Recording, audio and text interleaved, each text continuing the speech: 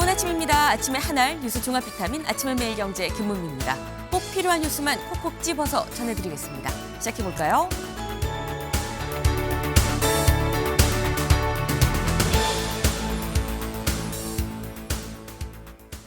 네, 조금 전 들어온 속보부터 먼저 좀 전해드리도록 하겠습니다. 이 캐대헌의 골든, 이 노래가 지금 이 그래미 어워드를 수상을 했다. 라는 기쁜 소식이 좀 들어와 있습니다. 이 수상명이 베스트송 리튼 포 비주얼 미디어, 이 미디어를 수상을 했다라는 소식인 건데 말이 좀 길고 어렵죠. 이렇게 쉽게 얘기해서 영상 속에 삽입된 노래 중에서 좋은 걸 픽해서 상을 받았다라고 생각을 하시면 될 것 같습니다. 어쩌거나 기분 좋은 소식으로 오늘 시작을 좀 해봅니다. 일면 들어가 볼까요? 매일경제 일면입니다. 이 SNS로 다주택자의 최후 통첩. 네, 이재명 대통령.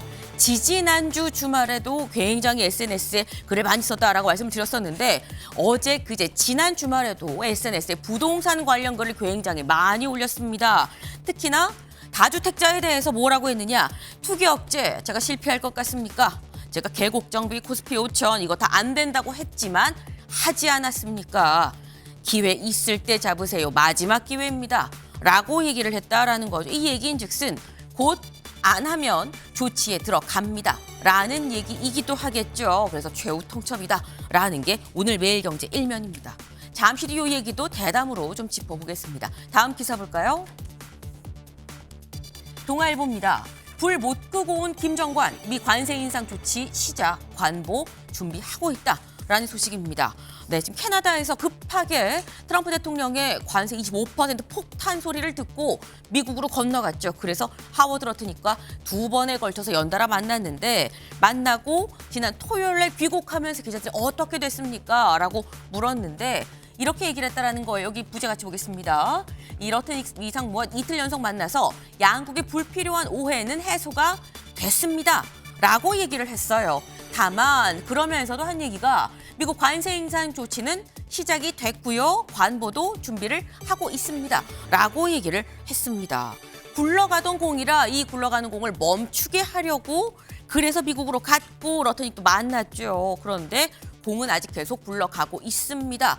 라는 얘기가 되는 겁니다. 이렇게 되면 남아있는 공이 마지막에 닿기 전에 뭔가 이 특단 좀 조치가 필요하지 않겠나라는 생각이 좀 드네요. 다음 기사 볼까요? 경향입니다. 네.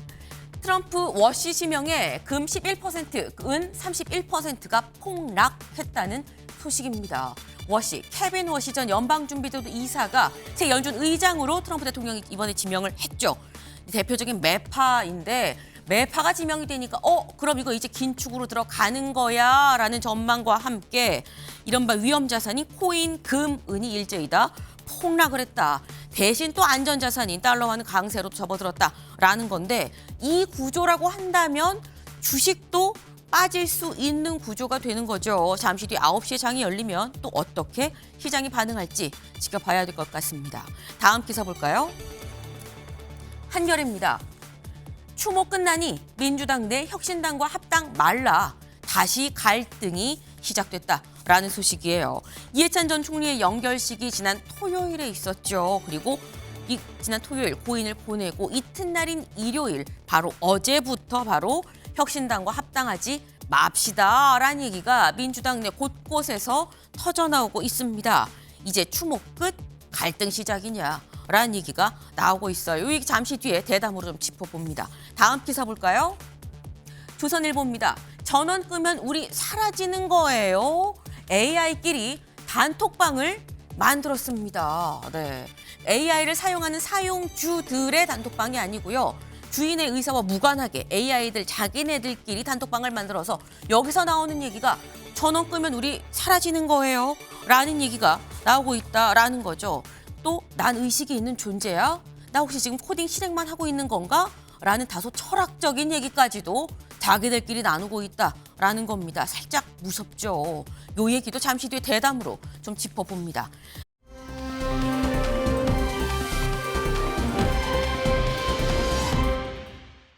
네, 크게 적혀 있죠. 한눈에 들어오는 건 어블리시입니다. 폐지하라. 뭐를? 여기 끝에 작게 아이스라고 적혀 있죠. 이 아이스 얼음 아니죠. 이민 관세 단속국입니다. 네, 지금 굉장히 미국 내에서 아이스가 문제가 되고 있죠. 과하게 단속하고 과잉 진압하고 지금 때문에 여러 가지 좀 문제가 되고 있는 그러니까 폐지하라라는 거예요. 더불어서 여기 써 있는 거. We have eyes, no more lies. 우리도 눈이 있어. 거짓말 그만해라고 지금 얘기를 하고 있습니다.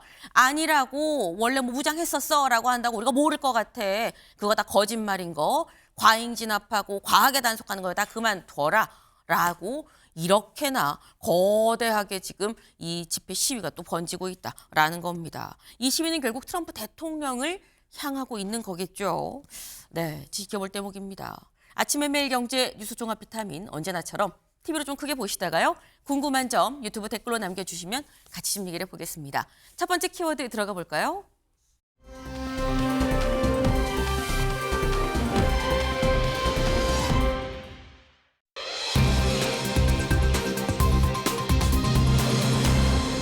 험난한 출근길입니다. 험난한 출근길. 오늘이 될 것 같다라는 거죠. 기사 보겠습니다. 밤새 펑펑 수도권 최대 10cm 눈 폭탄이 내렸습니다. 아침에 일어나서 왜 이렇게 환하지 싶지 않으셨나요? 창밖이 온통 하얗게 눈 세상이 됐습니다. 왜? 밤새 펑펑 지금 눈이 내렸거든요.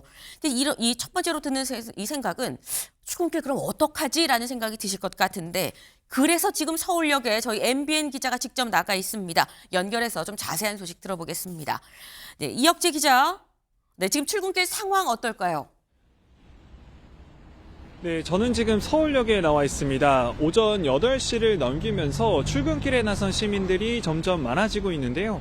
영하의 기온에 모자를 푹 눌러쓰고 장갑과 목도리를 챙긴 모습입니다. 아직 정리되지 않은 눈길을 쟁걸음으로 걷는 시민들도 보이는데요. 차량 역시 도로에 쌓인 눈과 얼음 때문에 제 속도를 내지 못하고 있습니다. 적설량은 서울과 경기 남양주가 각각 7.3cm이고 강원 철원과 화천에서 각각 17.3cm와 16.6cm를 기록했습니다. 강원도와 충청, 전북, 전남 지역과 경북, 경남 일부 지역에 대설주의보가 내려졌습니다. 기상청은 이들 지역에 시간당 1에서 3cm, 일부 지역은 5cm 안팎의 많은 눈이 내리는 곳이 있겠다며 주의를 당부했습니다. 대중교통 이용객이 늘어날 것으로 보이는 만큼 평소보다 출근 준비에 서두르셔야겠습니다. 출근 시간대 혼잡도를 줄이기 위해 대중교통 운행이 늘어나는데요. 서울의 지하철은 2호선과 5에서 8호선을 오전 9시 30분까지 평소보다 20회 운행을 늘릴 계획입니다.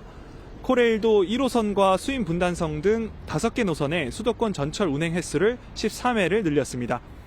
운전하실 분들은 미끄럼 사고 발생 우려가 크니 교통안전에 유의하시고 보행자 역시 미끄럼과 낙상 사고를 조심하시길 바랍니다. 지금까지 서울역에서 전해드렸습니다.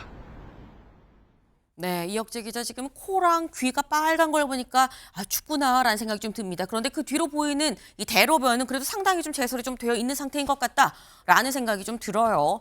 근데 이혁재 기자가 얘기를 하죠. 출근길 비행판 조심하십시오. 운전하시는 분들 운전 조심하십시오라고 얘기를 하고 있습니다. 왜? 눈이 오면 이게 얼게 되면 그대로 빙판이 되니까 이게 사고로 사실 이어질 수 있거든요. 실제로 오늘 새벽 4시 51분쯤에 사고 10중 추돌 사고가 벌어졌습니다. 평택 부여고속도로에서 청량 IC 부근 10중 추돌 사고가 있었다. 때문에 운전자 한 명이 지금 병원으로 이송이 돼서 지금 치료를 받고 있는 상황이에요.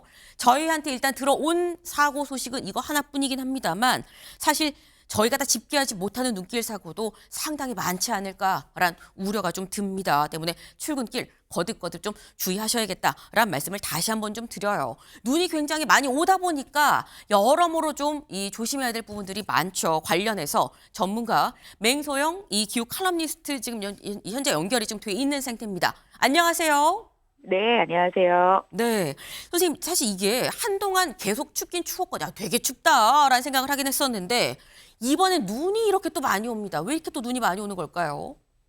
우리나라에 눈이 내리는 경로는 크게 두 가지라고 보시면 되겠습니다. 찬 공기가 확장할 때 상대 상대적으로 따뜻한 서해 바다를 지나게 되면은 이제 해기차라고 하죠. 바닷물 온도와 대기의 온도차로 인해서 우리나라 특히 서쪽 지역을 중심으로 폭발적으로 눈이 내리게 되는데요.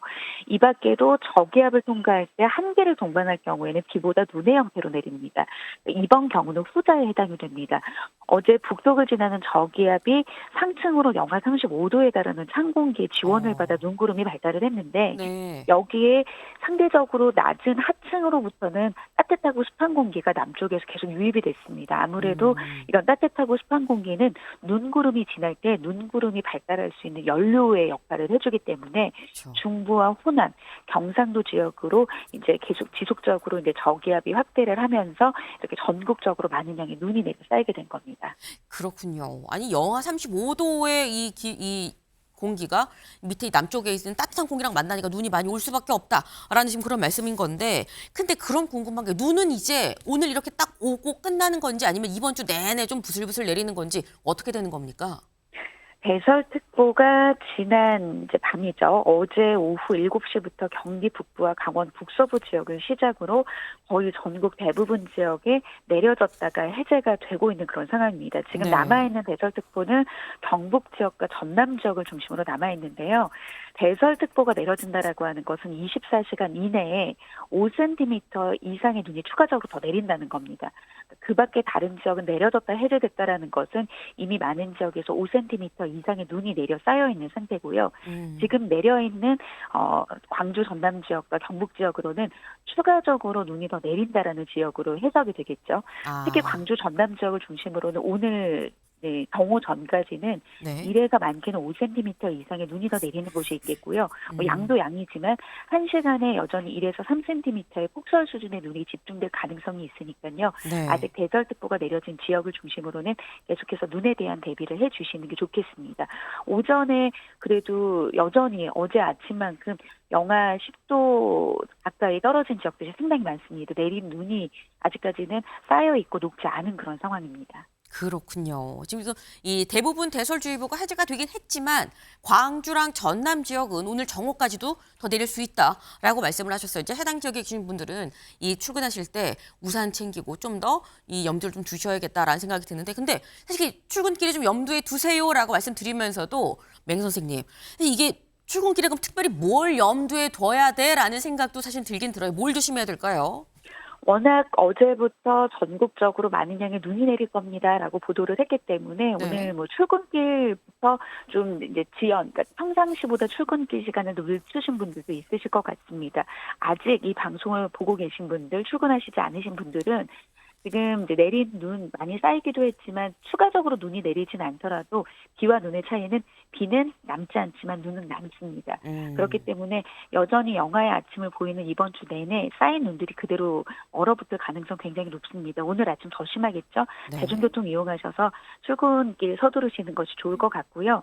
그리고 이제 계속해서 기온이 낮은 지역들, 그리고 계속해서 낮 동안에도 낮은 기온을 유지할 수 있는 지역들, 뭐 횡단보도라든지 교량이나 고가도로, 그늘질 골목들은 굉장히 미끄러울 수 있습니다. 도로를 운행하시는 분들 같은 경우는 차량의 속도 평소보다 20-30% 감속, 급가동, 급제동은 금물이고요. 차고 안전거리 2배 이상 확보하시는 게 좋습니다. 그리고 또 보행자 분들도 보폭을 좀 줄이고 발바닥 전체로 디디면서 미끄럼 방지 신발이라든지 덧신을 착용을 해가지고 좀 이런 이제 빙판길, 눈으로 인해서 얼어붙은 길에 대해서 낙상사고 발생하지 않도록 각별히 좀 주의를 하셔야 될 것 같습니다. 그리고 대중교통을 이용하시는 분들도 승강장 입구라든지 계단에 결빙이 된 곳들이 상당히 많기 때문에 맞아요. 이동하실 때는 꼭 난간을 잡고 이동하셔서 낙상사고로 인해서 건강으로 인한 불편함 있지 않도록 계속해서 좀 이번 한 주 내내, 오늘뿐만이 아니라 이번 주 한 주 내내 계속해서 좀 대비가 필요하겠습니다. 네, 감사합니다. 네, 고맙습니다. 네, 들으셨죠? 지금 일단 눈이 많이 오는데 비랑 눈의 차이는 눈은 남는다. 그리고 이번 주 내내 엄청나게 춥진 않아도 계속 영하의 날씨가 어느 정도 좀 유지가 되기 때문에 얼 수 있으니까 빙판길 조심하시고, 아유 얼음 벗어나다 실내로 들어왔지라고 하고 지하철 입구 여기서 진짜 많이 넘어지거든요. 옆에 잘 잡고 가셔라 라는 말씀 들으셨을 거라고 생각을 합니다. 다음으로 넘어가 볼까요?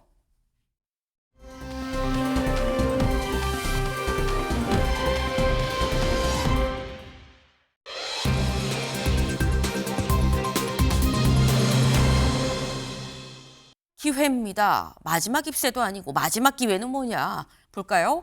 이 다주택자 겨냥 이게 마지막 기회입니다.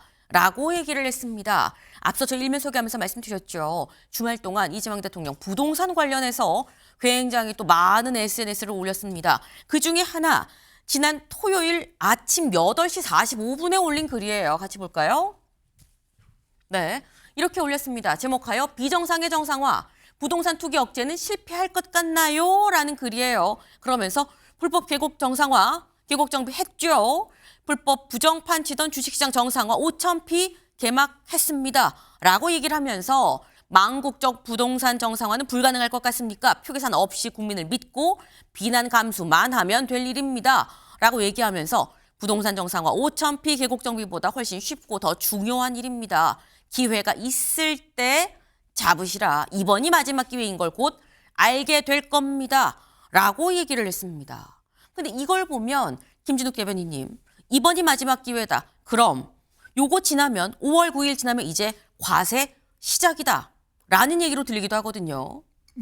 일단 부동산에 관련돼서 과세는 가장 마지막 카드다라는 것이 이재명 대통령께서 하신 말씀이긴 합니다. 네. 그렇지만 지금 우리 사회에서 이 부동산 투자가 아니라 투기적 소유가 굉장히 큰 상황 속에서 특히 다주택자들이 가지고 있는 주택이 시장의 매물로 좀 나올 수 있는 기회 이런 것들을 만들고자 만들었던 것이 네. 다주택자 양도세 아닙니까? 그런데 중과하는 건데 네. 이 부분에 대해서 지난 4년 동안 계속해서 유예를 해왔기 때문에 앞으로도 계속 이것이 유예될 것이다라고 생각하지 마시라라는 말씀을 이미 오래전부터 여러 차례 말씀을 해오셨어요. 그리고 5월 9일이 지나서 바로 이것이 시행됐을 때 네. 마치 새로운 어떤 세금 부과 정책이 시작된 것처럼 그렇게 하시지 않도록 하자라는 것이 지금 대통령 생각이신 것 같고요. 특히 대통령께서는 제가 볼 때 지금 부동산에 대해서 굉장히 강력한 의지를 가지고 있다. 부동산 이 집값을 안정화시키기 위해선 할 수 있는 모든 건 다 하겠다라는 의지를 가지고 있고 그 마지막 수단까지 꺼내기 전에 시장이 반응을 해줬으면 좋겠다라는 바람을 갖고 계신 게 아닌가 싶습니다. 네, 정말 마지막 최후의 수단으로 세금은 생각하고 있지만 5월 9일로 끝나는 건 이건 사실상 세금을 매기는 게 아니라 그동안 잠깐 봐줬던 거, 그 시효가 끝나는 거다. 이걸 세금 부과라고까지 말할 수는 없다. 다만 요 안에 빨리 해결하지 않으면 그 다음은 실제로 그건 또 모른다. 전혀 안 한다고는 얘기 안 했다라고 말씀을 하시는 거예요. 근데 지금 사실 이재명 대통령 지난 신년 기자회견에서 마지막 수단이길 바라고 안 하길 바랍니다라고 얘기했었죠. 잠깐 들어보고 올까요? 세금은 할 거냐 안 할 거냐 이렇게 묻는다면 그건 할 수도 있고 안 할 수도 있죠. 규제 수단으로 전용하는 건 바람직하진 않아요. 필요한 상태가 됐는데 바람직하지 않다고 안 쓸 이유는 없죠. 가능하면 그런 상황이 안 오기를 바라죠. 세제 관련한 부분은 대통령님과 당이 전혀 다르지 않습니다. 그것이 들어가지 않고도 집값이 안정되고 그랬으면 좋겠다라고 하는 생각을 가지고 있고요. 그러나 세제를 개편하는 부분에 대해서 배제하지는 않는다라는 생각을 가지고 있습니다. 네, 바로 어제 있었던 한정혜 민주당 정책위 의장의 이 말까지 좀 같이 좀 들어봤습니다. 대통령과 우리의 생각이 같다. 당정의 생각이 좀 상당히 일치하다. 거기까지 안 가길 바라지만 뭐 여차하면 갈 수도 있다라는 취지의 여지까지 좀 약간 열어놓은 그런 상황이에요. 그러니까 지금 세제를 쓸 수도 있습니다라고 사실 명시적으로 이 어떻게 보면 얘기를 하고 있는 건데 근데 사실 이게 김기영 대변인님 좀 뜻밖이라고도 볼 수 있는 게 지방선거가 있거든요. 선거를 앞뒀기 때문에 아마 과세는 안 할 거다라는 게 대체적인 중론이었었는데 지금 여기서도 뭐라고 하냐면 표 계산 없이 국민을 믿고 비난 감수만 하면 될 일입니다. 나는 이런 거 생각하지 않고 국민만 보고 그냥 또박또박 간다. 과세할 필요가 있으면 하겠다라는 이런 취지로 지금 보입니다. 그러니까 결국은 지방선거 앞두고 가장 큰 이슈가 부동산 문제가 될 수밖에 없다는 걸 본인이 알고 있는 겁니다. 참 역설적으로 정부에서 서울 중심으로 해서 6만 가구 공급한다고 발표하지 않았습니까? 그렇다면 그거 잘 된다는 믿음을 줄 수 있나요? 본인도 아는 겁니다. 이거 가지고 소위 말해서 턱도 없다는 걸 아는 겁니다. 실질 효과가 필요하고요. 심리 효과가 필요한데 실질 효과는 얼마나 빨리 공급할 수 있느냐의 문제고 심리 효과는 공급되니까 내가 기다리면 되겠구나. 그런 심리적 안정감을 줘야 되는데 그러지 못한다는 겁니다. 결국 세제를 통해서 심리적으로 수요를 억제하기 위해 쓰는 건데 네. 참 재밌는 게 문재인 정부 때 2017년 8월 2일 파리 대책의 근간이 뭐냐면 이른바 집할 기회를 준다는 겁니다. 그때가 다주택자 중과세 얘기였습니다. 다음 해, 그러니까 2018년 4월까지 팔면 다주택자 중과를 그 이후로 하겠다는 겁니다. 지금하고 상황이 똑같거든요. 네. 그러니까 간단히 말씀드리자면 6만 채라는 걸 말씀드렸지만 실제로 거기에서 임대 주택을 빼면 3만 채고요. 실제로 우리가 들어갈 수 있는 시점은 2031년이 빨라야 되는 겁니다. 결국 지금의 많은 사람들이 한 해 서울에만 4, 5만 가구가 들어와야 되는데 올해는 2만 가구, 내년에는 1만 가구, 내후년도 1만 가구입니다. 그러니까 공급 절벽이라는 건 사람들이 알기 때문에 이재명 정부에서는 본인들도 알아요. 공급이 어렵다는 걸 알아서 억지로 어떻게 보면 문재인 정부처럼 수요를 분지러뜨리기 위한 어떤 세금 정책을 쓴다는 건데 제가 볼 때 정부가 시장을 이길 수 있다는 약간의 자신감 넘어선 오만감이 지금의 상황을 이르게 한 게 아닌가 싶고 저는 솔직하게 좀 얘기를 하면서 공급은 좀 지금 지자체와의 어떤 협력 속에서 좀 장기적인 플랜을 가지고 해야 되지 않을까 싶습니다. 네. 지금 이 얘기인즉슨 오히려 이렇게 세게 얘기를 하는 것 자체가 지금 지방선거에서 부동산이 상당히 중요하기 때문에 이걸 어떻게든 해결을 좀 해야 한다라는 생각에서 나온 거 아니겠느냐. 세게 얘기할수록 더 오히려 뭔가 조급해한다는 그런 느낌을 나는 받는다라는 취지로 지금 말씀을 하셨어요. 근데 그러면서 하신 말씀이 김상일 위원님. 문재인 정부 때 이미 실패하지 않았냐. 그런데 그거 똑같이 하는 것 같은데 라는 취지로 말씀하셨거든요. 문재인 정부하고 똑같다고 전 생각하지 않고요. 기본적으로 이 수요를 한데 묶어가지고 하는 정책과 그 수요를 이렇게 나눠가지고 핀포인팅 해가지고 하는 정책이 다릅니다. 지금 대통령의 메시지는 제가 볼 때는 다주택자들을 향한 거예요. 네. 이제 이게 4년 유예 기간이 만료가 되는데 시장에서는 이거 계속 사실상의 법이 시행이 안 되고 계속 유예되고 사실상 이게 그 죽은 법이 될 것이다. 이렇게 생각하는 거에 대해서 그렇지 않다. 그렇게 하면 오히려 정책 신뢰는 깨진다. 아니 법 백날 만들면 뭐합니까? 맨날 유예시키고 집행이 안 되는데 그런 부분에 대해서 다주택자들한테 계속 그렇게 유예시켜주지 않을 거니까 내놔라라는 이야기를 하는 거고요. 그 지금 뭐 실수요자들에게 뭐 이렇게 겨냥한 발언이나 이런 거는 나오지 않았어요. 그리고 시장 전체에 대한 게 나온 게 아닙니다. 네. 다시 말해서 뭐 보유세를 지금 강화하겠다거나 아니면 뭐 중과세를 뭐 더 높이겠다든가 뭐 이런 얘기를 한 게 아니거든요. 지금은 이렇게 그 타겟이 지금 정확하게 얘기가 되고 있는데 이걸 뭉뚱그려 가지고 얘기를 하면 정부의 정책을 방해하겠다 뿐이 저는 안 되는 거라고 봐요. 다주택자들이 집을 계속 가지고 있는 거는 좀 안 되잖아요. 실수요자들의 수요를 막는 거 아닙니까? 그런 부분에 대해서 그런 사람들에게 메시지를 전달하는 것이다. 이 정도로 보고 대통령이 하고자 하는 의도를 도와줘야 할 때다. 이런 생각이 듭니다. 네. 대통령이 이렇게 수차례 SNS로 글을 올린다는 거 이거는 대통령의 강력한 의지가 있는 거고 이 의지를 지금은 또 도와줘야 될 때 아니냐. 하나하나 뭐 자세히 지금 얘기가 나오지도 않았는데 일단 묻고 따지지도 않고 안 됩니다라고 얘기하는 게 맞느냐라는 말씀을 또 지금 하셨어요. 근데 사실 이재명 대통령이 지금 제가 말씀드렸죠. 이번 주말에만 뭐 연달아 계속 글을 올리고 지난 주말에도 또 연달아 이 부동산 관련 글을 올리고 계속 부동산 관련한 메시지를 수차례에 걸쳐서 올리고 있죠. 네. 그런데 불과 2달 전에 딱 지금으로부터 한 2달 전엔 집값 관련해서 이재명 대통령이 이렇게 얘기했었거든요. 잠깐 들어보고 오실까요? 서울에 또 수도권의 집값 때문에 요새 욕을 많이 먹는 편인데 보니까 대책이 없어요. 다 그쪽으로 몰려드는데 어차피 땅은 제한돼 있고 사람은 몰려들고 정말 제가 있는 지혜 없는 지혜 다 짜내고 주변의 모든 정책 역량을 동원해도 그게 그렇게 쉽게 해결되지가 않습니다. 네, 지금 보신 게 이 충남인가요? 타운홀 미팅 때 이재명 대통령 12월 초에 했었던 얘기입니다. 딱 한 2달 됐다라고 말씀을 드렸죠. 김광선 변호사님, 2달 전엔 이게 대책이 없어요 라고 얘기했는데 2달 뒤에 제가 못할 것 같아요가 지금 된 거거든요. 그럼 2달 사이에 무슨 일이 있었던 거냐라는 거죠. 이제 무슨 일이 있고 없고를 떠나서요. 네. 대책이 없다고 했다가 갑자기 제일 쉽다 그런 얘기 하고 있는 거잖아요. 그리고 세금으로는 잡지 않겠다는 놓고 세금을 하겠다는 거잖아요. 그래서 우리가 이제 보통 말할 때 대통령만은 신중해야 한다는 거죠. 대책이 없다고 하면 방법이 없구나. 그럼 부동산이 계속 오르겠구나. 이 생각할 수밖에 없는 거고. 지금 다주택자에 대해서 굉장히 제가 볼 때는 거의 협박에 가까운 경고성 발언을 하고 있거든요.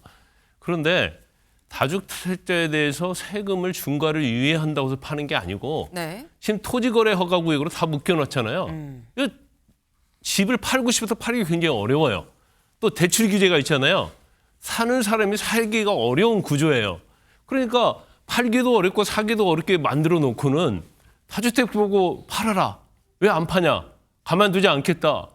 이거 말이 안 되는 거잖아요.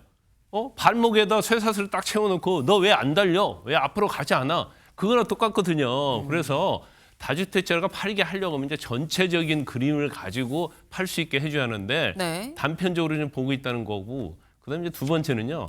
이 주택 시장을 투기라는 관점에서 보면 이건 해결할 수가 없어요.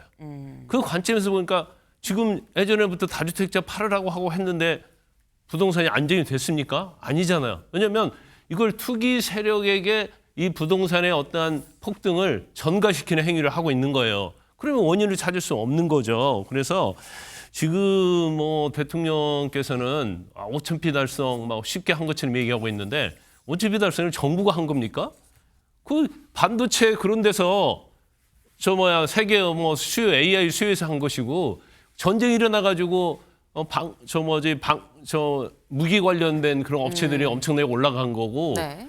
근데 더군다나 계곡 정비처럼 내가 다 해냈다는데 부동산 정책하고 계곡 정비하는 거는 이건 차원이 다르거든요. 그걸 너무 쉽게 보는 게 아닌가. 그리고 단편적으로 이런 식으로 하나의 어떤 사실을 가지고 계속 공격성 발언한다고 그래서 다주택자 담는다고 해서 부동산이 안정화 되겠습니까? 그래서 근본적인 시각을 바꿔야 한다. 지금 6만 원 공급 대책 했는데 시장에서 반응하고 있습니까?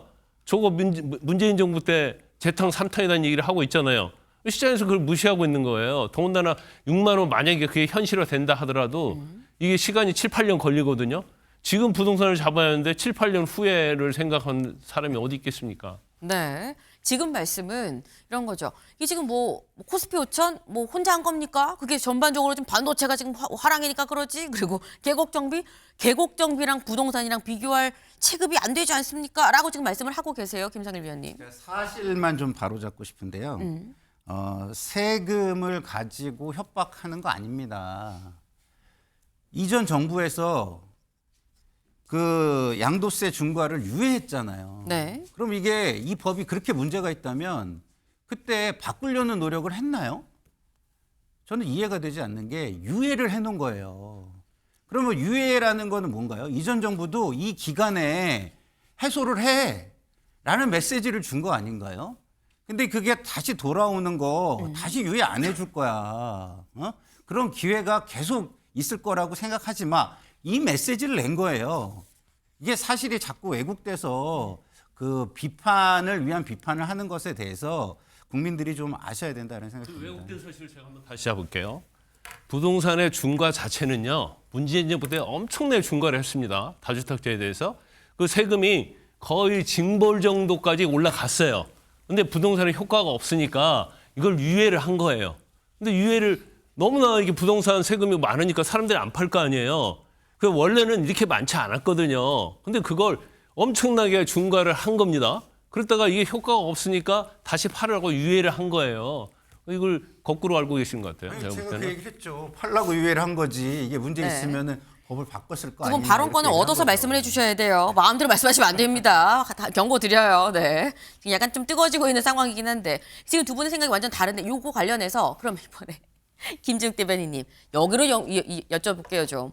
지금 말씀은 양도세 유예를 그동안 이 유예를 해줬던 거를 안 하겠다라는 거지 세금을 더 부과하겠다는 게 아닌데 왜 이렇게 과민하게 해석을 하냐 과대 해석을 하냐라는 건데 양도세 이 물리기로 한 걸 유예한 거 말고 그럼 추가적인 부동산 과세, 뭐 보유세든 뭐든지 간에 추가적인 부동산 과세는 없다고 볼 수 있는 겁니까?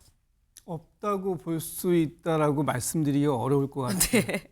왜냐하면 지금 시장의 상황에 따라서 얼마든지 정부는 그에 맞는 정책을 유연하게 쓸 수밖에 없는 것이고 필요한 좀 전에 대통령께서 말씀 주셨습니다만 필요한데 안 쓸 이유는 없는 거예요.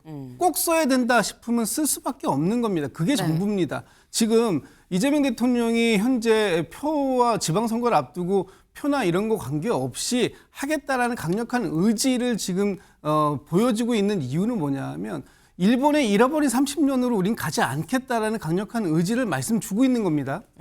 부동산 버블을 해결하지 않는다면 굉장히 위험한 순간이 올 수 있다. 아무리 코스피가 5천 시대가 넘어가고 하는 상황이 오더라도 우리의 경제 펀더멘탈이 모든 것이 거의 부동산에 집중되어 있기 때문에 언제든지 다시 한번 우리가 그 도약할 수 없는 고꾸라지는 상황으로 갈 수도 있다라는 부분에 대한 강력한 견제라는 말씀을 드리고 지금 저는 이 부분에 대해서 언론이 대하고 있는 태도도 대통령께서는 지적을 하신 것 같은데 그 말씀 좀 한번 드려야 될 것 같아요. 부동산 가격이 오르면 정부가 뭐 하느냐 이렇게 부동산 가격이 치솟을 때 정부는 왜 아무것도 안 하느냐라고 비판합니다. 네. 그런데 또 막상 부동산 가격이 떨어지기 시작하면 이렇게 부동산 가격이 떨어져가지고 사람들이 여기에다가 투자한 사람들이 손해를 보고 있는데 이 부분은 어떻게 할 거냐? 정부는 어떤 대책을 가지고 있느냐라고 또 정부를 비판합니다. 네. 어느 쪽에다 장단을 맞춰야 되는 거죠? 지금 실주거가 필요한 그 청년 또는 신혼부부 이런 분들이 내 집 마련을 빨리 쉽게 할 수 있으려면은 정부가 물론 공급 대책을 확실하게 가지는 것도 중요하지만 지금 이미 시장에 나와 있는 물량들 중에 네. 한 사람이 여러 채를 보유하고 있는 다주택자들의 물량들이 그런 분들에게 실수요자들에게 재분배될 수 있는 길을 열어주는 것 이것이 정부가 지금 해야 할 일이기 때문에 대통령이 비난을 감수하고서라도 반드시 이 부분은 정상화시키겠다라는 의지를 계속해서 표명하시는 게 아닌가 저는 그렇게 생각합니다. 네. 지금 아니 뭐 부동산 가격이 오르면 오른다고 뭐라 그러고 떨어지면 떨어진다고 뭐라 그러고 적정한 게 쉽냐라는 말씀을 지금 하신 거예요. 네. 사실 이 과유불급 요 정도가 적당히 엄마 밥 적당히 주세요. 그럼 혼나죠. 얼마큼이라고 혼나는데 적당히가 지금 중요한 거다. 이게 어려운 거다라는 말씀을 지금 하신 건데 근데 관련해서 국민의힘에서는 이렇게 얘기를 합니다. 아까 이재명 대통령 계곡 정비보다 쉽고 중요한 일입니다라고 얘기를 했죠. 박성훈 대변인 얘기 잠깐 들어볼까요? 그렇게 쉬운 부동산 정상화를 왜 아직도 하지 못하고 있는지 국민들은 대통령의 현실 인식에 어처구니가 없을 뿐입니다. 이재명 정부 들어 4차례의 부동산 대책이 나왔지만 약발이 먹힌 정책은 단 하나도 없었습니다. 망국적 부동산의 원인이 있다면 그것은 바로 이재명 정부의 망국적 부동산 정책입니다. 네. 그렇게 쉬운 거라고 중요하고 쉬운 거면 진즉하지 왜 못했습니까? 라고 얘기를 했어요. 근데 이 얘기를 듣고 이재명 대통령이 또 글을 올립니다. 뭐라고 했느냐. 언어의 맥락과 의미를 이해 못하니 점점 이게 제목이에요. 말을 축약해서 집값 잡는 게 계곡 정비나 주가 5천 달성보다 쉽다고 했더니 말 배우는 유치원생처럼 이 말을 제대로 못 알아듣는 분들이 있습니다. 라고 하면서 국민의힘에 이 글을 같이 공유하면서 이 얘기를 한 거죠. 그러면서 요게 끝이군요. 네. 요렇게 얘기를 했다라는 거예요. 근데 여기 보면은 국민의힘의 요 기사, 요 자체를 같이 공유를 한 고 SNS입니다. 국힘, 5,000피보다 쉽다? 부동산 정상화 그럼 왜 못하냐라는 요 기사를 같이 공유를 하면서 유치원생처럼 이 쉬운 걸 왜 못 알아들어요? 라고 지금 얘기를 했다라는 건데 근데 이게 김상일 위원님. 네. 이게 대통령이 직접 야당의 어떻게 보면 성명, 반응에 직접 반박에 지금 나선 상황인 거거든요. 근데 이런 경우가 사실 흔치는 않아요. 무슨 일이 있어도 여야끼리 논의를 하세요라고 하지 직접 나서는 경우가 흔치가 않은데 이건 왜 직접 등판했다라고 봐야 되는 겁니까? 그러니까 이제 본인의 그 어떤 진정성이나 의지를 왜곡하고 비판만 하려고 하니까 답답해서 그러신 것 같은데 저도 뭐 이런 방식은 저는 적절하다고 생각하진 않아요. 그냥 정무수석을 보내서 정책을 설명하고 도와달라고 하고 이런 사전적인 행위를 다 하고 그런 것이 없을 때 비난하는 것이 힘을 가진 쪽에서 저는 해야 되는 것이라고 생각하기 때문에 다음부터는 좀 그렇게 해주시기를 저는 대통령께 좀 바라지만 네. 저 진정성은 저는 이해가 되는 게 국가 자산의 75%가 잠겨 있어요. 이게 국가 경제에 도움이 됩니까? 그리고 이게 지금 5,000피 시대를 열고 있잖아요. 그러면 기업하고 다 같이 해가지고 이 돈들을 좀 생산적인 곳으로 좀 보내고 기업들도 여기에 좀 보탬이 되기 위해서 배당이나 이런 배당률이나 이런 걸 높여가지고 돈이 머물게 하고 이래서 다 같이 좀 문제를 해결하는 쪽으로 가자고 지금 하는 건데 문제를 해결하고 싶지 않은 사람들이 있는 거예요. 그냥 자신들의 정치적인 이익만 중요하지 국가나 국민들의 문제를 같이 해결하려고 하지 않는 모습이 가장 큰 문제다. 그리고 대통령도 뭐 좀 이런 부분은 좀 자제하셨으면 좋겠습니다. 네. 대통령이 이 적절하다고 볼 수는 없지만 어쨌거나 오죽 답답했으면 이러겠느냐. 왜 자꾸 일을 안 되는 방향으로 자꾸 발목을 잡는 이런 형식의 얘기들만 하는지에 대해서 대통령이 좀 화가 난 거 아니겠느냐라는 취지의 말씀을 하셨어요. 근데 그러면서 아까 하신 말씀이 김기현 대변인님 뭔가 이렇게 자꾸 일을 안 되는 쪽으로만 해석을 하느냐라는 얘기도 나왔거든요. 저희 국민의힘 쪽이나 국민들은 방식이 맞습니다. 뭐냐면 공급을 해달라는 거거든요.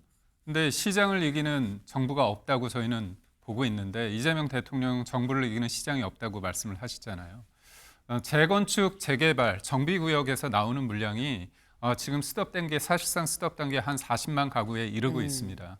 이거 관련해서 대출 막아놨잖아요. 그래서 이주비 대출 때문에 지금 현장이 아우성입니다. 이 쉬운 문제들이 있어요.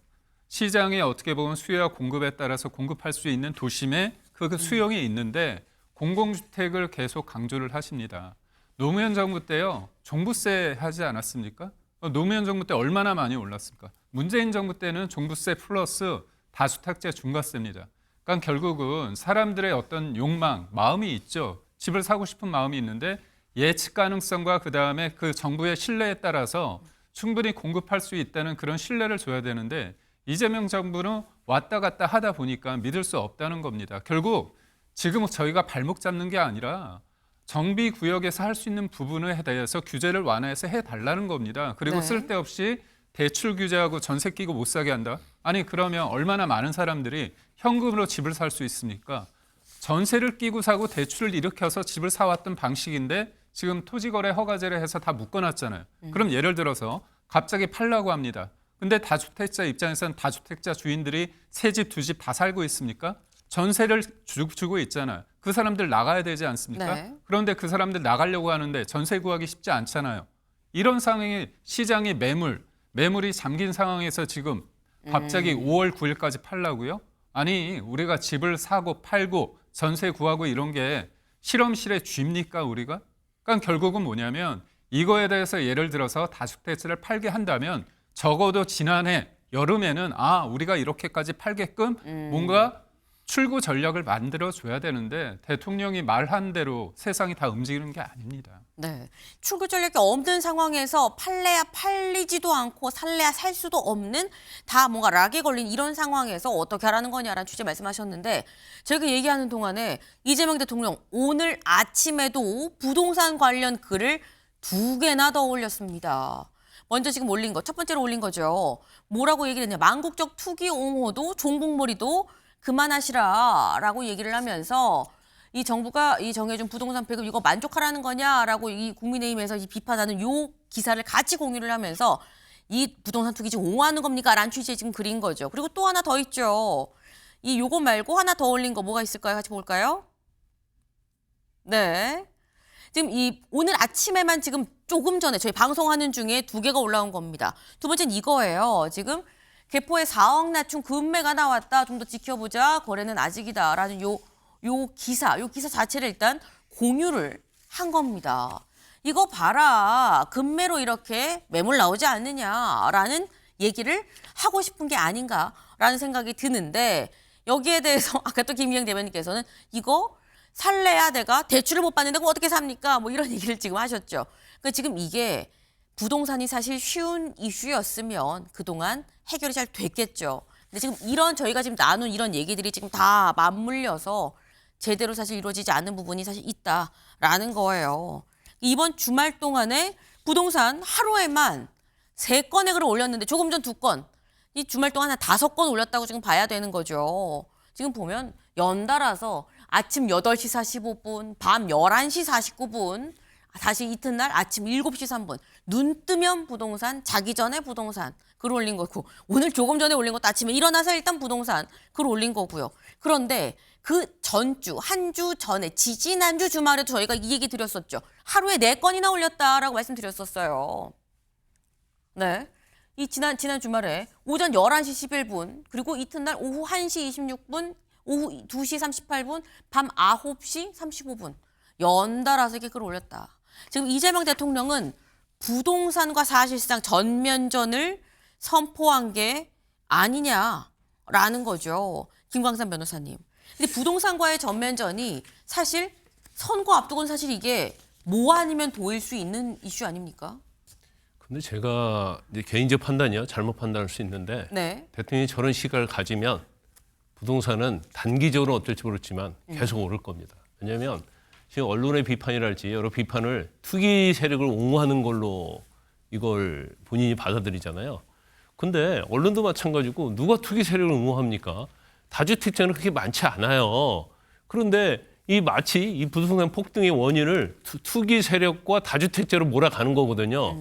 근데 그렇게 생각하는 사람이 얼마나 있을까요? 계속해서 공급 얘기를 하고 있잖아요.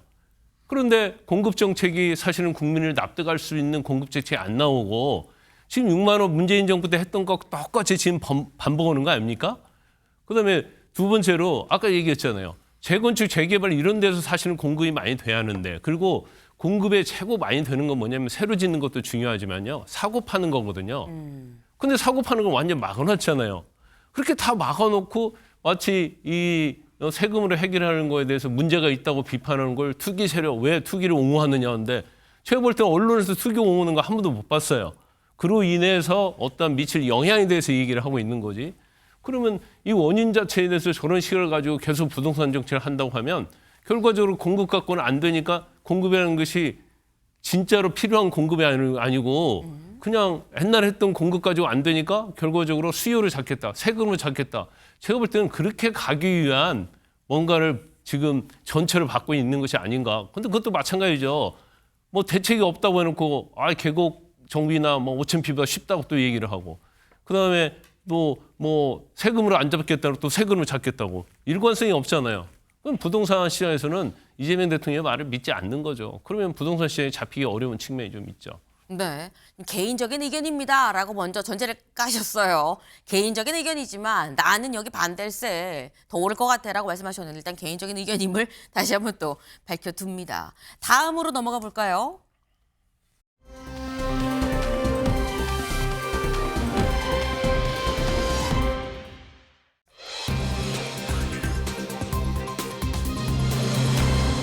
추모 끝 갈등 시작 물음표가 지금 붙었죠. 기사 보겠습니다. 민주당 합당 미락설 후폭풍 한준호 깔끔히 걷어들여라 반발을 하고 있다라는 겁니다. 토요일 날 이해찬 전 총리에 대한 연결식이 끝났죠. 그리고 일요일에 그 이튿날이었던 일요일 날 한준호 의원이 직접 기자회견을 자초했습니다. 뭐라고 얘기했는지 직접 들어보시죠. 정청래 대표님께 정중하게 요청드립니다. 조국 혁신당과의 합당 제안은 여기에서 멈춰주시기 바랍니다. 후보 연대, 정책 연대 등 다양한 협력 방식이 있음에도 왜 반드시 합당이어야 하는지, 그리고 왜 지금이어야 하는지, 충분한 숙이 없는 통합은 결코 통합으로 완성되지 않습니다. 합당 제안은 깔끔하게 걷어들이고 우리가 지금 가장 잘해야 하는 일에 힘을 모읍시다. 요지는 합당 지금 하지 맙시다. 다시 좀 논의를 하고 나중에 합시다. 라는 취지의 얘기인 거죠. 그런데 지금 이렇게 기자회견을 자처해서 나중에 합시다. 걷어들이십시오. 라고 얘기한 한준호 의원은 어떤 사람이냐? 혹시 기억하시나요? 최근에 이재명 대통령의 1호 감사패를 받은 인물입니다. 그래서 당시에 나왔던 얘기가 이른바 제명픽이냐라는 얘기가 있었죠. 경기지사 출마설도 있었기 때문에 정원호 성동구청장은 서울시장 후보에, 그리고 한준호 의원은 뭐 경기지사 후보에 이게 감사패 1호 감사패를 보통 이 한준호 의원한테 주진 않는데 의원한테 줬다는 얘기는 이거는 뭔가 명심이 일로 향했다는 표시 아니겠어? 라고 얘기를 했었던 그 한준호 의원이 직접 기자회견을 열어서 이 논의 다시 걷어들이세요라고 정청래 대표한테 얘기를 했다라는 건데 김진욱 대변인님, 이건 그럼 이른바 이재명 대통령의 뜻인가? 라고 생각을 할 수도 있어요. 글쎄요. 저거를 어떻게 해석할지에 대해서는 아마 당원들께서 판단하시지 않을까 싶습니다. 저는 뭐 한준호 의원의 개인적인 뭐 판단이 일단 선행되어 있다라고 보는데 그 뒤에 뭐 소위 명심이 있느냐, 그건 저는 잘 모르겠습니다. 그러나 지금 뭐 이런 논의들은 얼마든지 생산적인 논의이기 때문에 있을 수 있다고 보여지고 또 이번 주부터 시작될 각 시도당의 전당원 토론회라든지 이런 데에서 또 그리고 정책의총이나 뭐 의원들 총회 뭐 이런 데에서 충분히 여론이 지금 수렴되어 갈 과정들에 있기 때문에 이런 부분들 말씀하실 수 있다고 봅니다. 다만 이것이 누구의 뜻이다 이런 방식으로 이 본인의 그 의사 표현에 힘을 실는 방식은 좀 부적절할 수 있다라고 보여지고요. 아마 이런 논의들이 이번 지방선거에 출마하려고 하는 사람들에게는 큰 아마 이슈가 될 수 있습니다. 왜냐하면 양당이 통합된다고 했을 때 통합된 상태에서의 지방선거 후보자를 결정하는 방식 이런 데도 영향을 당연히 줄 수밖에 없기 때문에 민감할 수 있죠. 그러나 그런 논의들이 이 그 전체적인 양당의 통합의 기본적인 전제, 명분 이것을 가리려 들면 안 될 것이다. 어쨌든 그 최종적인 선택은 당원들이 하는 것이고요. 당원들이 전당원 투표를 통해서 양당의 통합에 대한 가부 여부를 결정짓지 않게 될까 그렇게 생각합니다. 지금 이 한준호 의원의 얘기가 명심인지 아닌지는 알 수 없지만 일단 뭐 긍정적인 의견이 좀 오가는 이런 게 좀 생산적이고 긍정적인 상황인 거 아니겠느냐라는 말씀을 지금 하셨어요. 그런데 한준호 의원 말고도 어제 하루 굉장히 많은 의원들이 이거 합당론이 다시 수습해야 됩니다. 걷어들여야 됩니다라고 얘기를 했다라는 거죠. 박홍근 의원, 이쯤에서 논의를 멈춥시다. 이대로도 합당 논의가 계속되면 지방선거 목전에서 전열이 흐트러지고 당원 간 분열만 증폭됩니다. 라고 얘기를 했고요.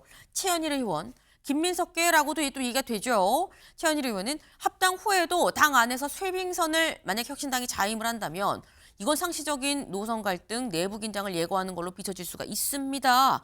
라고 우려를 나타냈어요. 그러면서 오히려 이 혁신당이 좀 이거에 대해 답을 해야 됩니다라는 취지로 나는 반댈세라고 좀 얘기를 했다라는 거죠. 근데 이게 사실 뭐 당이 달라도 얘기가 돼가는 과정은 그걸 다 비슷하게 흘러가지 않을까 싶은데 김기영 대변인님.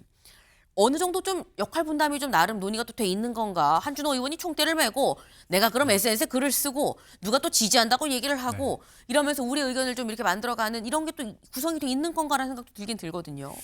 제가 볼 때 이재명 대통령께서 잠못 이루는 게 부동산이 아닙니다. 아하. 제가 볼 때는 이른바 지방선거 이후에 네. 당권을 누가 가지느냐. 소위 말해서 이재명 대통령의 어떤 명심이 담긴 김민석 총리냐 아니면 현 대표인 정청래 대표냐 그 문제죠. 그래서 오늘 1인 1표제 관련해서 민주당에서 권리당원과 대의원의 표를 등가성 이 부분이 지난해 어떻게 보면 거부가 됐습니다. 그런데 이거는 정청래 대표 입장에서는 관철을 시키고자 하는 부분이 있고 그러니까 결국 정청래 대표가 당권을 가져가는 데 있어서 가장 중요한 1인 1표제가 하나 있고요. 또 하나는 조국 혁신당과의 당 통합이 있습니다. 그런데 조국 혁신당은 이른바 친문이잖아요. 네. 친명 쪽에서 반발을 하는 겁니다. 그리고 어제 되게 제가 도드라지는 것 같은 경우는 이현주 최고위원 같은 경우는 뭐라고 했습니까? 조국 혁신당 관련해서 가장 어떻게 보면 정책적으로 이질감이 있는 토지 공개념 관련해서 공산주의까지 언급을 했거든요. 그렇다면 이거는 굉장히 민주당에서 조국 혁신당을 색깔론으로 공격하는 지점이 있습니다. 저도 토지 공개념에 대해 반대를 하지만 민주당 최고가 조국 혁신당을 이렇게 몰아붙이는 건 갈 때까지 가겠다는 거고요. 저는 이게 일종의 역할 분담을 넘어서 명심이 작용하고 있다고 봅니다. 네. 지금 이게 결국은 이 친문을 끌어들이는 거에 대해서 친명이 반발을 하고 있다는 거 아니겠느냐. 대표적으로 눈길 가는 이현주 최고위원의 얘기를 지금 하셨는데 이현주 최고위원과 조국 대표가 직접 맞붙었죠. 그 좀 같이 볼까요? 이현주 최고위원이 뭐라고 얘기를 했느냐. 토지 공개념을 얘기를 했습니다. 혁신당 토지 공개념 핵심 정책으로 내세웠는데 사유재산권을 보장한 헌법 정신과 충돌 소지가 크다. 이거 오늘의 대한민국 현실과도 맞지가 않는다라고 얘기를 했는데 이걸 두고서 조국 대표가 어이가 없구만이라고 얘기를 하면서 지금 1989년 헌재에서도 토지 공개념 자체는 합헌이라고 다 판시를 했다. 근데 이런 주장을 국민의힘이 아니라도 민주당에서 공세를 전개하다니 이게 또 믿겨지지가 않는다라고 얘기를 하면서 또 혁신당과 지금 이 혁신당과 민주당 간의 갈등으로까지 지금 확전이 지금 되는 상황이에요. 근데 문제는 여기만이냐. 이거 말고 아까 또 있었죠. 이 최현일, 최현일과 신장식 의원 뭐라고 얘기를 했느냐.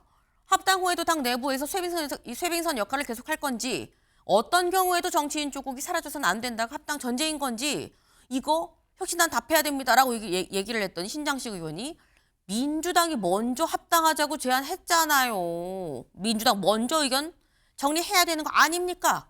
라고 얘기를 했습니다. 김상일 위원님. 네. 이건 어떻게 되는 판인 겁니까? 아니 민주당이 먼저 제안했지만 토론하자고 그 최고회의 열어가지고 하고 네. 조국 대표한테 일임도 하고 더 빨리 움직인 거는 조국 혁신당 같은데 왜 저런 얘기를 하는지 저는 잘 모르겠고요. 네. 네? 그러니까 본인들은 아무 의지가 없는데 정청래 대표가 얘기했기 때문에 자신들은 그냥 가만히 있을 건데 정리해가지고 와서 모셔가세요 이런 건가요? 그건 좀 이해가 가지 않고 지금 그 SNS를 하는 당원들이라면 이 부분이 상당히 좀 뜨겁게 좀 부딪히고 있는 이슈라는 걸 아실 겁니다. 지금 지방선거를 앞두고 이거를 계속 추진하는 게 무슨 이익이 있는지 저는 뭐 명분을 가리려는 이런 거라고 아까 뭐 말씀하신 것도 있지만 저는 그렇게 생각하지 않거든요. 굉장히 현실적인 문제예요.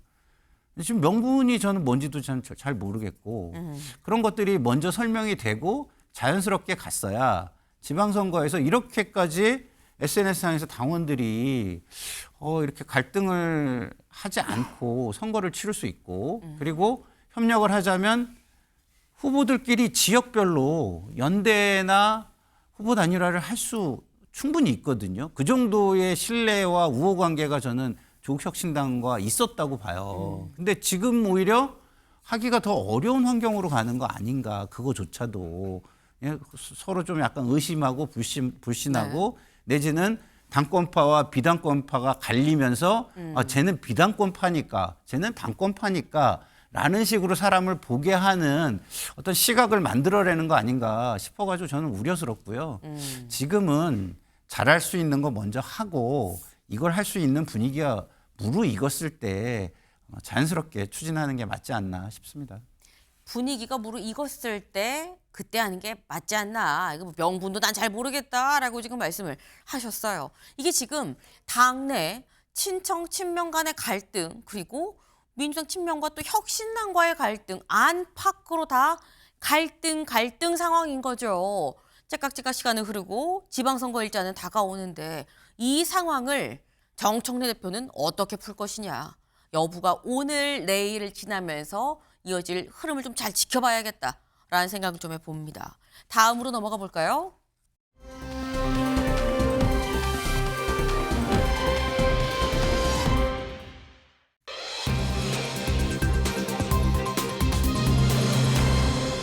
완판? 네. 뭐가 완판됐다는 얘기인지 보겠습니다. 한동훈 토크 콘서트 오는 8일 날 할 예정이죠. 잠실 실내체육관에서. 그런데 뭐 2만석 규모다라고 했는데 11,000석에 대해서 이제 좌석이 풀렸는데 여기에 대해서 67분 만에 1시간 7분 만에 전석이 매진됐다라고 얘기가 나왔습니다. 그래서 이 관련해서 저희가 좀 확인을 해봤는데 오늘 몇 시 확인이죠? 네, 오늘 새벽 5시 기준이에요. 5시 기준을 봤더니 지금 예매 가능 좌석 R석은 매진이 맞아요. 근데 S석과 A석은 다시 풀렸다. 그러니까 이게 뭔가 봤더니 처음에 살 거예요라고 얘기하고 최종 입금까지 가야 이게 결제가 되는 건데 살 거예요는 완전 다 매진이었었는데 이게 입금까지 이어지지 않은 경우가 266, 15석. 그래도 뭐 300석이 채 안 되는 거죠. 그럼 10,000석이 넘게는 이미 다 매진이 됐다라고 봐야 되는 건 맞아요. 그래서 저희가 완판에 지금 물음표를 하나 붙인 이유가 거기 있습니다. 10,000석이 넘게 이 좌석이 다 팔렸다라는 거죠. 사실 이렇게나 많이 지난번에 1,500명이었는데 10,000명이 넘게라는 생각이 드는데 지난 토요일 날 거의 요즘에 매주 토요일마다 지금 모이는 것 같아요. 한동훈 전 대표 지지자들이 여의도에 모였죠. 그 모습 잠깐 같이 보고 올까요?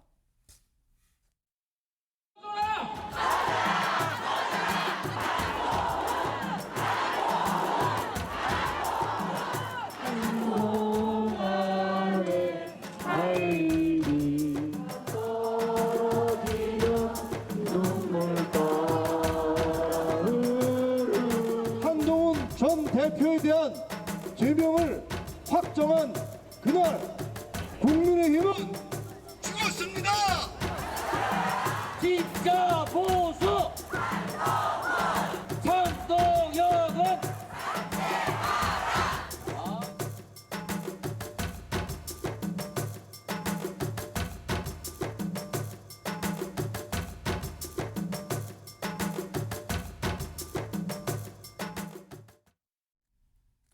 생각보다 굉장히 많은 사람들이 집회에 모였죠. 지금 뭐 여의도 공원을 이렇게 뺑 둘러서 가니까 이 사람들만 표를 샀어도 뭐 팔린다 팔렸겠다라는 생각이 들긴 드는데 근데 여기 좀 같이 볼까요? 이 좌석이 이렇게 돼 있다고 합니다. 가운데 가장 지금 무대에서 가까운 데가 R석, 제일 비싼 거죠. 79,000원, 한 8만 원 돈 돼요. 그리고 그 다음에 이 초록색, 그 다음이 S석이에요. 69,000원. 그 다음에 가장자리가 A석 45,000원짜리다라는 겁니다. 근데 이 자리가 좌석별로 다 이렇게 좀 가격 차이가 있습니다만 거의 다 지금 팔렸다라는 거죠. 이거 김광수 변호사님 어떻게 보십니까? 이제는 약간 공연 같은 느낌도 없잖아요. 들어요. 근데 처음에 저는 이제 기사 제목만 보고 아니 뭔 토크 콘서트, 정치인 토크 콘서트인데 뭐 티켓 값이 있나 이런 생각을 했어요. 그런데 뭐 정치인이 아니라고 하면 사실 저게 문제가 없겠죠. 근데 정치인이기 때문에 일단 제일 중요한 것이 이제 잠실 체육관을 빌리는 비용이 만만치 않다고 그럽니다. 거기다 대고 이제 조명이랄지 뭐 마이크 장치랄지 무대 뭐 이런 거 꾸미는데 억 이상이 든다는 거예요. 그런데 만약 이걸 한동훈 전 대표가 자비로 부담을 하게 되면 네. 그건 본인이 선거를 위한 기부 행위가 되는 거예요. 그리고 저 금액 자체가 아마 거기에 맞춰져 갖고 비용이 짜진 걸로 보여요. 그래서 저 비용을 어떻게 보면 이제 팬덤 층에서 낼 거 아니에요. 지지자들이. 그 냈는데 거기서 이래갖고 모든 비용을 제하고 돈이 남았어요. 근데 그 돈을 만약에 한동훈 전 대표가 가져가게 되면 네. 그건 정치자금법 위반이 되는 거예요. 그러니까 사실 저건 금액이 딱 맞아 떨어져야 되는 거네요. 그러니까 안 떨어지더라도 이제 주최 측에서 뭐 어떻게 하는 건 상관이 없겠죠. 한동훈 전 대표 가져가지 않고. 네네. 근데 그거 맞추기도 굉장히 어려울 거예요. 그래서 이번뿐만 아니라 전에 아마 다른 토크 콘서트 할 때도 이제 그런 문제 때문에 굉장히 고민이 많았던 거 보이고 이제 선관위에다 아마 질의를 했을 겁니다. 질의를 하니까 만약에 뭐 공짜로 그냥 입장하게 한다랄지 그렇게 되면 이건 선거법 위반 소지가 있다. 그런 회신을 받았을 거예요. 이제 받으니까 저 이제 어쩔 수 없이 저렇게 된 거고 또 뭐 예를 들고 한동훈 전 대표를 지지하는 사람이 지지하지 않는 입장에서 보면 아니 뭔 티켓 값을 봐도 뭐 장사하나? 근데 이제 실질적으로 이제 그렇지 않을 가능성이 크다는 거죠. 네. 지금 한동훈 전 대표를 지지하지 않는 사람 입장에서는 이해가 안 될 수 있다라고 했는데 지지하지 않는 사람 중에 한 명이 한병도 민주당 원내대표인 것 같아요. 한병도 원내대표가 뭐라고 글을 올렸느냐 같이 볼까요? 네. 한동훈 콘서트 지지자를 좌석 등급으로 매기는 난생 처음 보는 해괴한 정치를 하고 있다. 티켓 장사 아닙니까? 라고 얘기를 했고요. 이 글에 또 한동훈 전 대표도 바로 즉각 단 1원도 가져가지 않습니다. 진짜 정치 장사는 강선우, 김병기, 김경 여기가 공천 뇌물 장사하는 거 아닙니까? 라고 또 받아쳤어요. 네. 근데 사실 이 상황에서 한동훈 전 대표가 뭐 무슨 일을 하는 거에 대해서 비판적인 시각이 정치권에서 정치 시각에 따르면 있을 수도 있고 한데 김정욱 대변인님. 한병도 현재 원내대표가 지금 한동훈 전 대표의 경우에는 사실 소속도 없거든요. 무소속 한동훈 전 대표의 콘서트에 본인이 직접 나서서 비판을? 이란 생각도 들어요. 그래서 왜 뭐 직접 하셨는지는 잘 모르겠어요, 저도. 네.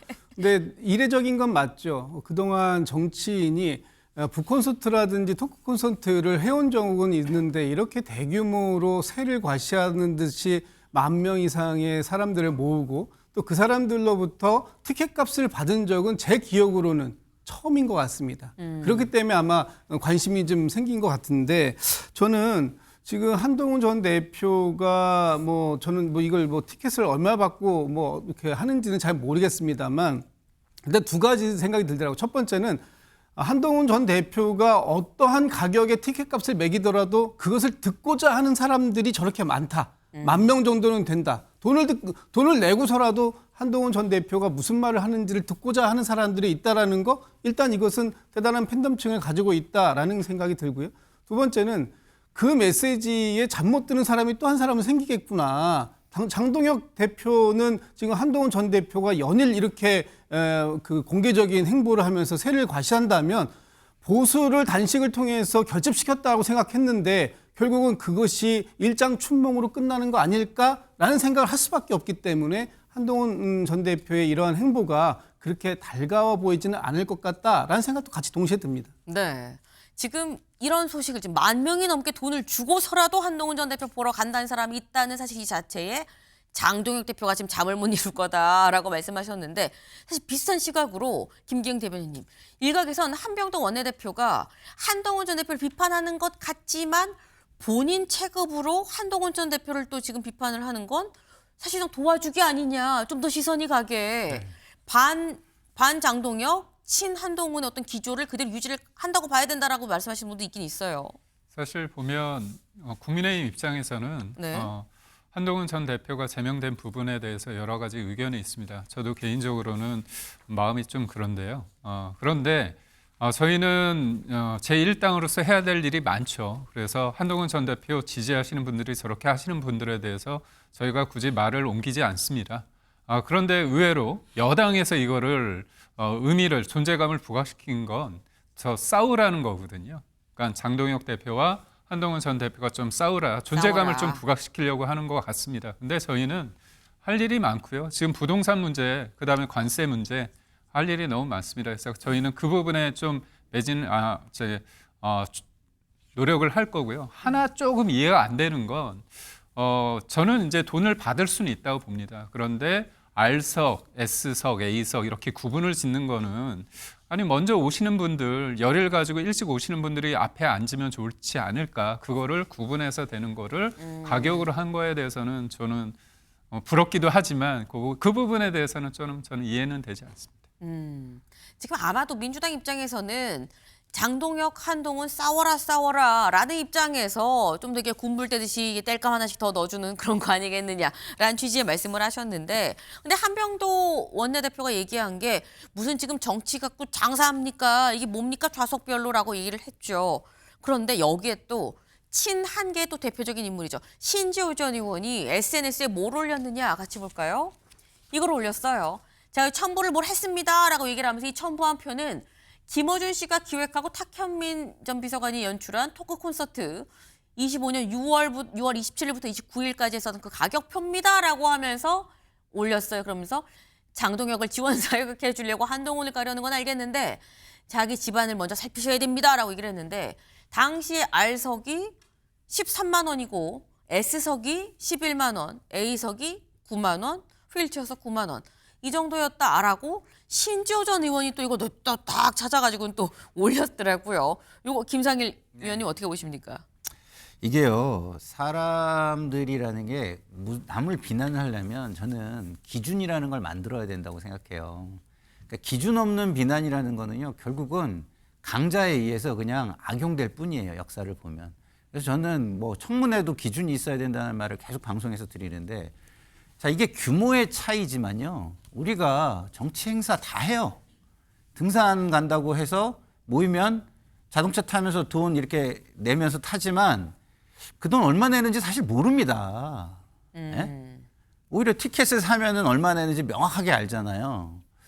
그렇기 때문에 저는 이게 지금 약간 눈 가리고 아웅 같고 서로 그냥 공격을 위한 공격을 하는 것 같아요. 그래서 저는 이런 것들이 정말 문제가 있다면 모여가지고 이게 어디까지는 가능하고 어디까지는 가능하지 않냐라는 거를 법적으로, 네. 정치적으로, 윤리적으로 좀 정하시고 하셨으면 좋겠어요. 그게 모양이 좋지. 국민들이 볼 때 이게 사실은 뭐 이런 거 가지고 지금 얘기를 하지? 이렇게 생각하지 않을까. 그럴 시간 있으면 좀 우리를 위해서 일을 좀 더 해달라. 이렇게 생각하실 것 같습니다. 네. 이게 지금 법적으로, 정치적으로, 뭐 윤리적으로 좀 기준을 좀 정해놓고 여고, 야구 상관없이 기준이 있으면 거기 맞춰서 하면 되는 거 아니냐라고 말씀하셨는데 이게 김광석 변호사님. 그럼 법적으로 이게 법적으로 사실 아까 뭐 이게 돈이 만약에 1원이라도 좀 허투루 만약에 나간다 그러면 이건 좀 문제가 될 수도 있다고 말씀을 하시긴 하셨거든요. 네. 근데 김어준 씨는 정치인은 아니죠. 근데 정치인을 활용해서 돈을 벌었다 저는 이렇게 봐요. 왜냐하면 저걸 정청래나 김민석이나 문재인 전 대통령이 저 콘서트를 주최했다고 한다면 네. 사실은 이건 이 대차대조 밸런스를 맞춰야 할 문제인데 저건 김어준 씨가 아주 머리가 뛰어난 거예요. 그러면 저 R석이 13만 원이나 되고 A석이 9만 원이나 되고 그러잖아요. 그럼 제가 볼 때는 뭐 10,000명 이상이 왔다고 하니까 15,000명. 네. 저거 따져보면 돈 엄청나게 번 거죠. 결과적으로 김어준 씨 뭐 빌딩이 몇 개나 그런 얘기 막 나오고 있잖아요. 이제 그게 확인되지 않은 사실입니다. 네, 그게 네. 개인 건지 아니면 이제 법인의 어떤 수익인지는 모르겠어요. 그렇지만 저 자체를 보면 정치인이 주최한 것이 아니기 때문에 선거법과 저축이 되지 않아요. 그러니까 돈 자체는 비용을 제외한 건 다 수익이 되는 거고 한동훈 전 대표의 콘서트는 수익으로 가져갈 수 있는 엄연한 차이가 엄청나게 크게 있는 거죠. 네. 그러니까 지금 이게 여기저기 논란이 될 수 있는 부분이 분명히 있어 보이긴 합니다. 그래서 이걸 어떻게 잘 기준을 만들고 앞으로 또 이어갈 것이냐 여부가 좀 중요해 보인다라는 생각이 좀 드네요.